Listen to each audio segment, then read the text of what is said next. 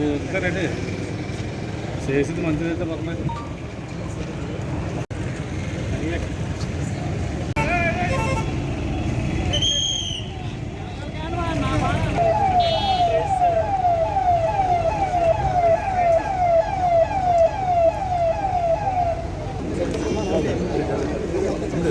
సైడ్కి రండి.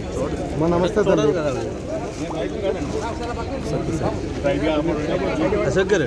చూపించండి. ప్రోడక్ట్ చూపించండి. ప్రోడక్ట్ చూపించండి.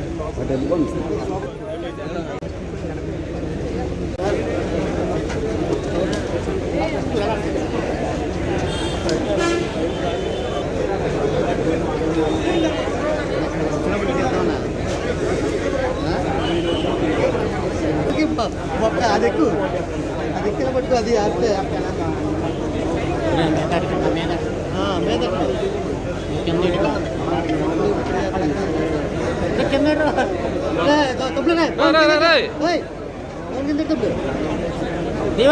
ఫోన్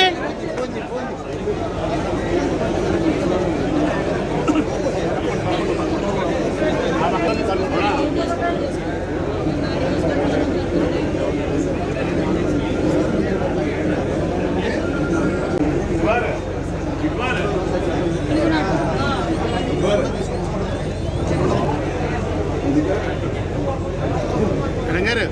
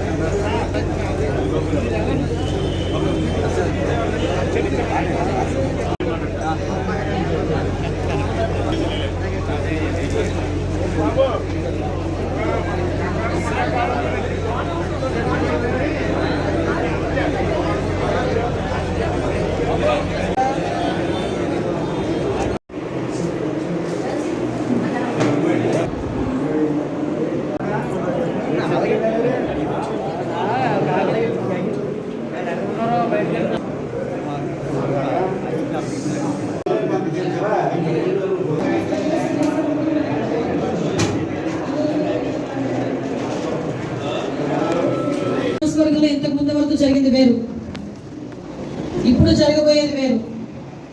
ఎవడైనా అక్రమ లేఅవుట్లు వేస్తారు, అక్రమంగా అఫీషియల్స్ మేనేజ్ చేసుకుని మేము లేఅవుట్లు వేసుకుంటాము, మాకు నచ్చినట్టు మేము ఉంటాము, ఎక్కడ పడితే అక్కడ అక్రమంగా లేఅవుట్లు వేయడం కానీ, అక్రమంగా చెరువులు తవ్వడం కానీ, అక్రమంగా పేదవాళ్ళ భూమిని ఆక్రమించుకోవడం కానీ, ఏదైనా ఇల్లీగల్గా ఎక్కడైనా చేయాలనే ఆలోచన రావడానికి కూడా మీరు వదిలేయండి. రోజుతో ఏదైనా త్రూ ప్రాపర్ ఛానల్ గవర్నమెంట్కి అనుకూలంగా గవర్నమెంట్కి అనుమతులు తీసుకుని ఏ వర్కైనా జరగాలి. అలా కాదు అని చెప్తే మాత్రం ఎట్టి పరిస్థితుల్లో టోలరేట్ పై చేసే పరిస్థితి లేదు.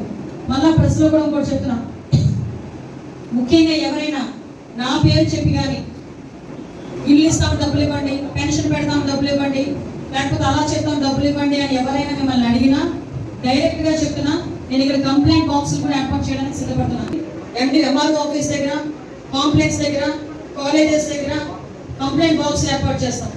ఎవరికైనా ఏ కష్టం వచ్చినా డైరెక్ట్గా నన్ను అప్రోచ్ అవ్వడం మీకు ఇబ్బంది అయితే ఆ కంప్లైంట్ బాక్స్లోని మీ తాలూకా కంప్లైంట్ వేస్తే ఎవ్రీ 5 డేస్కి కానీ 3 డేస్కి కానీ అవి సాగ్రిగేట్ చేసి సంబంధిత అధికారులకు పంపించుకొని నేను దాని పరిష్కార దిశగా ముందుకెళ్తా.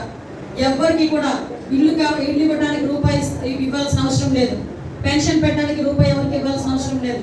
ప్రభుత్వ సంక్షేమ కార్యక్రమాలు మీకు అందజేయడానికి ప్రభుత్వం సిద్ధంగా ఉంది. మీరు మధ్యవర్తులు ఎవరికి కూడా డబ్బులు ఇచ్చి మోసపోకండి. అలాంటి కల్చర్ తెలుగుదేశంలో లేదు. దయచేసి ఈ విషయంలో మీరందరూ కూడా అధికారులు ప్రాంప్ట్గా ఉండాలి, నాయకులు అందరూ కూడా ఈ విషయంలోని ఖచ్చితంగా ఉండాలని మనస్ఫూర్తిగా కోరుకుంటున్నాను. అటెండ్ వస్తుంది కదా మీకు.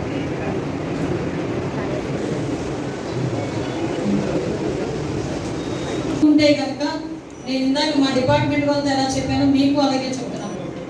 ఇక్కడ ఎన్డీఏ గవర్నమెంట్లో పనిచేయాలంటే నాకో లేకపోతే నా పక్కన లీడర్కో పనిచేయమని నేను ఎప్పుడు చెప్పను. మీరు పని చేయాల్సింది ప్రజలకి, మీరు సేవ చేయాల్సింది ప్రజలకి. జీతాలన్నిటికీ అనుగుణంగా అభివృద్ధిలోకి ముందుకెళ్ళేటట్టుగా మీరందరూ కూడా నాకు చేయూతనిస్తారని నేను మనస్ఫూర్తిగా కోరుకుంటున్నా. మీరందరూ కూడా ఆ రకంగా పనిచేస్తారని కూడా నేను అనుకుంటున్నాను. పాస్ట్ ఈజ్ పాస్ట్, అయిపోయింది అయిపోయింది. ఇప్పుడు జరగాల్సిన దాని గురించి ఆలోచించండి. ఇక్కడ చాలామంది అందరూ కూడా వెల్ ఎడ్యుకేటెడ్, అందరూ కూడా ఇంజనీరింగ్ పూర్తి చేసుకుని పీసీని పూర్తి చేసుకుని ఎప్పటి నుంచి 25 సంవత్సరాల ఎక్స్పీరియన్స్తో ఉన్న వాళ్ళు ఉన్నారు.